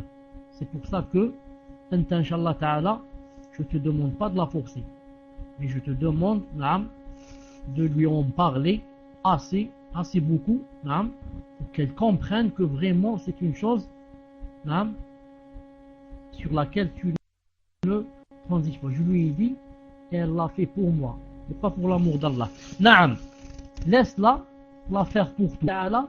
Ça se renversera et ça sera pour Allah Azza wa Jal. Naam, comme Salama. Naam, quand son mari a voulu lui demander sa main, il lui a dit il faut que tu rentres en islam. Il faut que tu rentres en islam. Il lui a dit rien ne te manque, mais il faudrait que tu rentres en islam. Il est rentré en islam pour se marier avec elle. Et en rentrant en islam à cause d'elle pour le mariage, ensuite il est devenu l'un des grands compagnons. Al-Muhim. laisse-la, elle l'a fait. Naam, au moins elle l'a fait. Pour te respecter pour ceci, et ça va terminer par être pour Allah Azza wa Jal. Ça va terminer par être pour Allah Azza wa Jal, mais il faudrait que tu lui fasses comprendre, Inch'Allah Ta'ala, que c'est quelque chose de très important. Naam. Et que, naam, tu voudrais qu'elle la fasse, c'est très important, et que tu insistes beaucoup. Plus elle te voit insister, plus elle sait que, naam, elle doit la faire. Naam. Illumine son cœur, naam, pour qu'elle la fasse en ces moments. Naam. Tfadal, Inch'Allah Ta'ala. Salam alaikum. J'ai eu des PV pour non-respect du code de la route, que je n'ai pas payé. Chiariani, les PV, c'est pas ceux de Paul Tolkien, c'est des contraventions. Depuis, la somme des PV, des contraventions, a augmenté car je n'ai pas payé et je ne sais pas combien je dois, car certains datent de plusieurs années. Si je demande à les payer, ils vont me demander de payer la totalité avec l'augmentation, qui je pense, Allahu A'lam, est de l'intérêt. Que dois-je faire? Jazakallahu khairan. Wa alaykoum salam wa rahmatullah. Quand il dit, si je vais demander à les payer, on va me demander de payer la totalité. Donc, est-ce que je comprends que le frère ne veut pas payer la totalité? Est-ce que je comprends comme cela? J'attends sa réponse. Chiariani, je connais un peu le problème. Ce qui veut dire le frère par là, c'est que l'amende au départ elle était de 90 €. Mais quand les personnes y payent pas dans un délai de 3 jours, ça augmente à 375 €.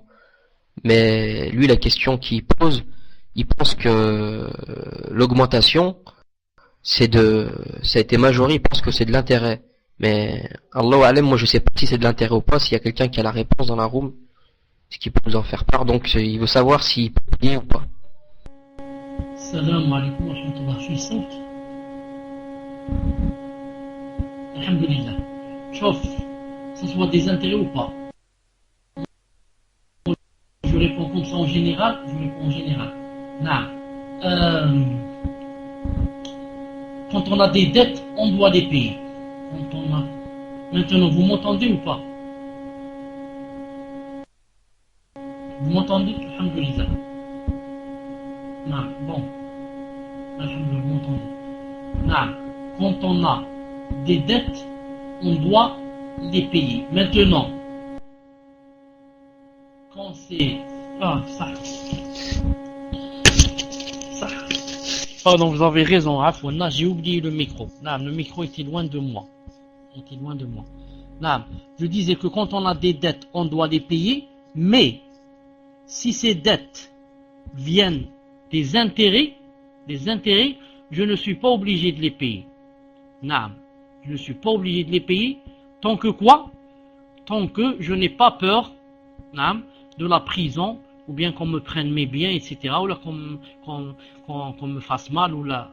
C'est ça l'essentiel. L'intérêt, je ne suis pas obligé de le payer. Si on me force de le payer et j'ai peur qu'il m'arrive du mal dans mes biens ou dans ma personne, je le paye tout en étant dans mon cœur, en le détestant. Mais les autres dettes, je les paye. Mais il y a risque de saisie sur le salaire, c'est très peu. C'est comme j'ai dit, tant qu'il sait qu'il n'y a aucun risque, il ne paye pas. Mais quand c'est difficile pour lui, s'il les paye, il les déteste avec le cœur. Il ne veut pas les payer, mais ils l'ont forcé à payer. Tfadal le prochain. Par contre, le cheikh, Ta'amallah, il avait rajouté une petite remarque.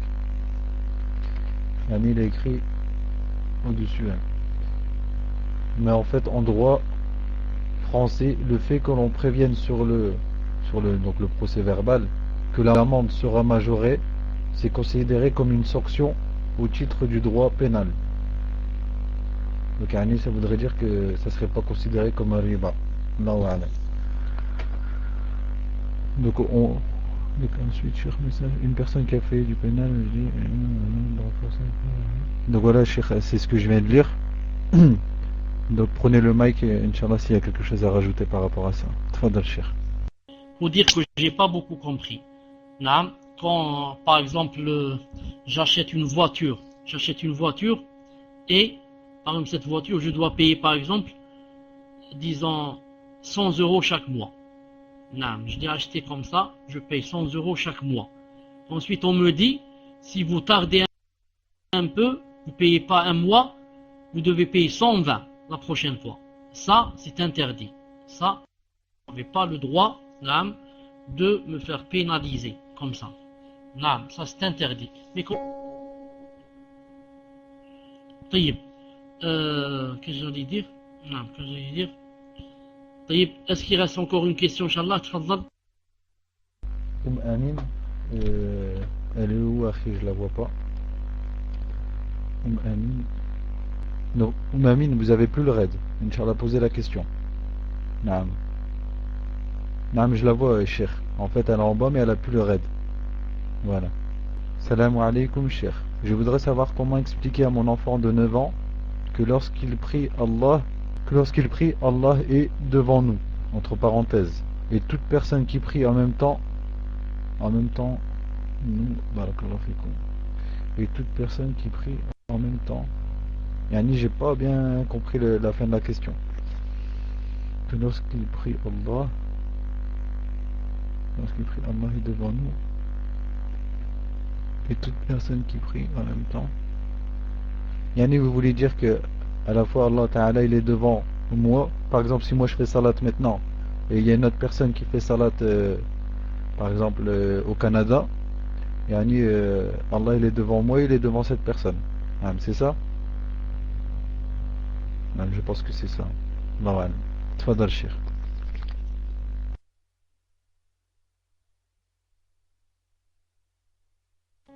Wa alaykoum salam wa rahmatullahi wa barakatuh. Je dis à Amin 13, je lui dis et elle me répond. Est-ce que le problème, il faut faire la différence entre ce que il faut bien comprendre ma question. Est-ce que le problème, c'est que comment lui expliquer que quand on fait la salat, Allah Ta'ala met son visage en face de nous, ou bien comment lui expliquer que en même temps, il peut mettre son visage devant moi, devant X, devant Y, devant tous ceux qui font la prière. C'est quoi, Naam, la question, la première ou la deuxième? Là, en même temps. Les deux. Naam. De toute façon, je voudrais dire au père et aux mères, Naam, que l'enfant, on doit aller avec lui par étapes.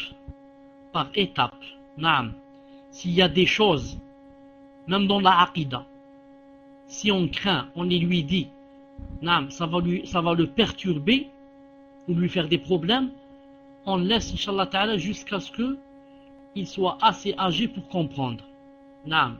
Si on a peur en lui disant telle chose, il va croire il y a autre chose, il ne peut pas comprendre, alors on va aller avec lui doucement par étapes et on attend qu'il grandisse un peu pour qu'il comprenne bien. Supposons maintenant que je vais par exemple lui citer le hadith qui dit que Allah subhanahu wa ta'ala met son visage en face de celui qui fait la prière. D'abord, entre parenthèses, c'est une occasion pour moi pour parler un peu des Habesh. Vous avez été tranquille aujourd'hui, vous n'avez pas entendu le mot Habesh. Vous vous dites Alhamdoulilah, aujourd'hui il n'y a pas le mot Habesh. Et bien le mot Habesh va venir maintenant. Il est venu ici. Pourquoi? Parce que les Habesh disent qu'Allah Ta'ala n'a pas de visage. Le visage c'est la souveraineté. C'est un signe de la souveraineté, c'est tout. Allah Ta'ala n'a pas de visage. Car si tu dis qu'Allah Ta'ala a un visage, tu l'as fait ressembler aux créatures. Donc tu es devenu anthropomorphiste. C'est-à-dire que le messager d'Allah était anthropomorphiste. Qu'Allah le brise leur dos. Donc, car le hadith a dit qu'Allah mettait son visage. Al-Muhim. Donc si j'apprends à l'enfant, je lui dis, pour qu'il sache que la prière c'est quelque chose de vraiment, et ça a beaucoup d'importance, je lui dis quand tu fais la prière, il ne faut pas tourner à droite ou tourner à gauche. Car Allah Azza wa Jal met son visage en face de nous et bien sûr, je ne parle pas beaucoup là, pour qu'il commence pas à dire c'est comment son visage c'est. J'insiste sur quoi? J'insiste sur le khushu'. Le khushu', c'est-à-dire que si tu tournes à droite ou à gauche, ou tu vois la montre, ou bien tu vois le plafond, ça veut dire que tu t'es détourné du visage d'Allah, car Allah Ta'ala a mis son visage en face de nous.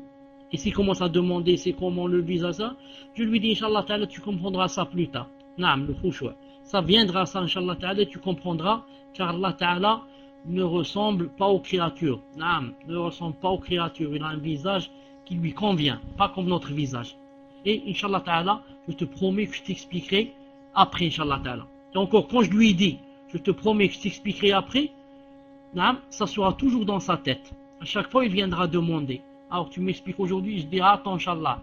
Et comme ça. Donc, c'est pour l'exhorter. Deuxièmement, comment lui expliquer que, en même temps, Allah Ta'ala a mis son visage en face du mien et de tous les prieurs. Et de tous ceux, de tous ceux qui sont en train de faire la prière. Cette question aussi, est similaire à celle qu'on vient de parler. Cette chose aussi, il ne peut pas la comprendre, parce que même en étant âgé, même à mon âge, même à ton âge, si tu voulais bien comprendre cette chose, tu ne pourrais pas. Comment comprendre que Allah Ta'ala met son visage devant toutes les personnes en même temps? Mais seulement tu attestes avec le cœur que c'est une chose vraie et que Allah Ta'ala rien ne lui ressemble, que Allah Ta'ala rien ne lui est impossible. Il peut faire ça, comme il peut, il peut nous faire tous mourir d'un seul coup, comme il a dit dans le Coran. وَمَا بَحْثُكُمْ وَمَا خَلْقُكُمْ وَبَحْثُكُمْ إِلَّا كَنَفْسٍ وَاحِدَةٍ. Il a dit, votre façon d'avoir été créé, ou bien de vous faire sortir des tombes, c'est comme je fais sortir une seule personne. Donc je dis à cet enfant, Allah subhanahu wa ta'ala n'est pas comme nous. Allah Ta'ala, justement, rien ne lui ressemble. Il peut mettre son visage devant tout le monde, à la fois. C'est pour ça qu'il n'est pas comme nous. Il ne nous ressemble pas. Mais comme je viens de dire, ce sont bien sûr des choses difficiles à lui faire expliquer. Mais il faut aller doucement avec les enfants. Inch'Allah Ta'ala. تفضل إن شاء الله تعالى البروchain.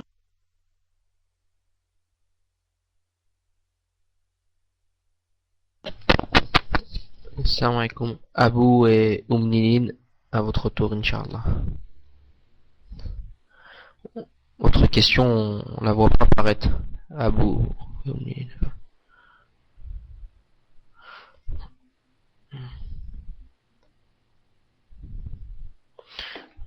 Je pense que vous lui avez remis le raid sans faire exprès, Gouraba, à Abou et Ninin. Elle n'avait pas posé sa question. Ah, subhanallah.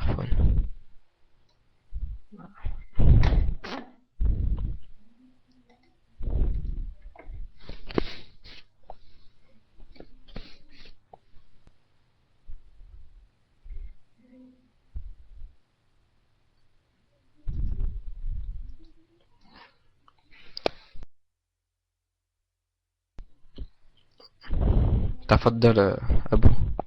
Inch'Allah, vous pouvez poser votre question.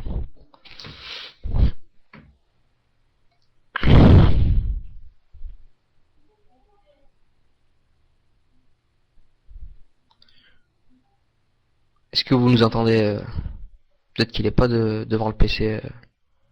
Shir en PV. Barakallahu fik. Abou et Ninin, Inch'Allah. Est-ce que vous êtes avec nous? Si vous êtes avec nous, tapez numéro 1. Vous n'avez plus le raid. Je l'envoie à qui? Vous pouvez l'envoyer sur la room ou bien à moi directement en PV, Inch'Allah. C'est comme vous désirez.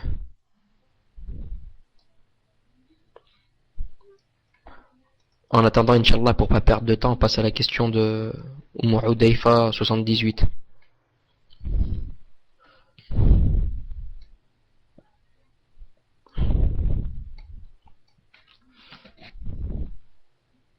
Vous pouvez poser. Salam alaikum. Est-ce qu'une personne qui meurt au travail écrasée en plein ramadan en état de jeûne est-elle morte en faisant une bonne action? cause d'entrée au paradis, Inch'Allah? Est-elle considérée comme martyr le fait de mourir écrasé? Barakallahu fikum, shir, qu'Allah vous préserve. Abu wa Ninin, envoyez votre question à Muslim wa alhamdulillah, Inch'Allah en PV. Wa alaykoum salam wa rahmatullahi wa barakatuh. Est-ce que vous m'entendez? Naam.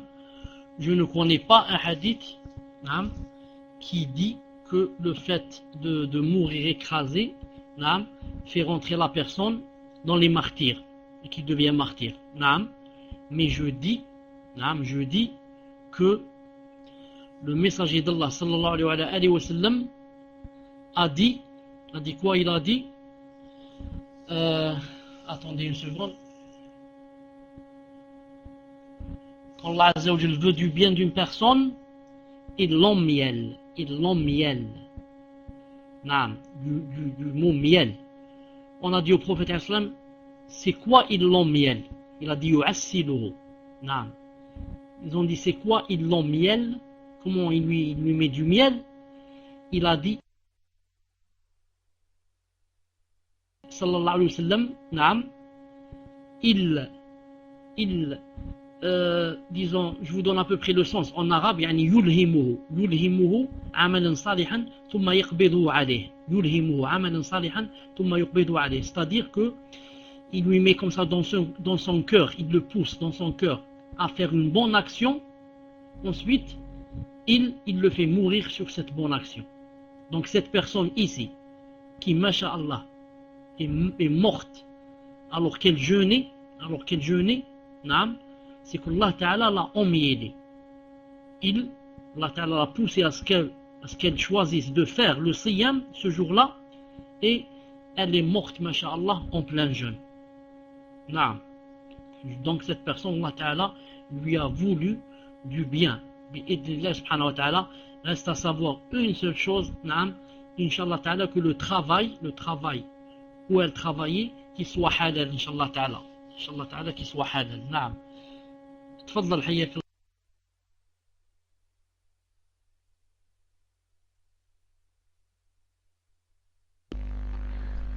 Naam Cheikh, donc j'ai la question de Abu et Ninin. Salam alaykum wa rahmatullahi wa barakatuh.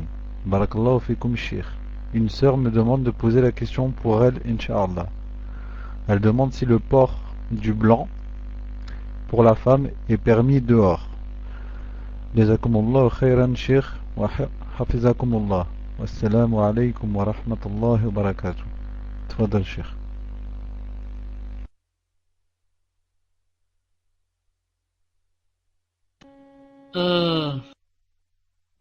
Muslim ou bien celui qui a lu la question. Naam.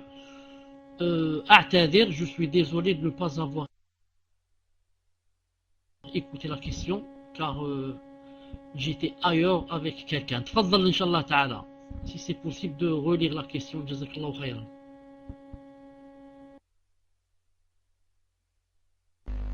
Naam Cheikh, je relis la question Inch'Allah.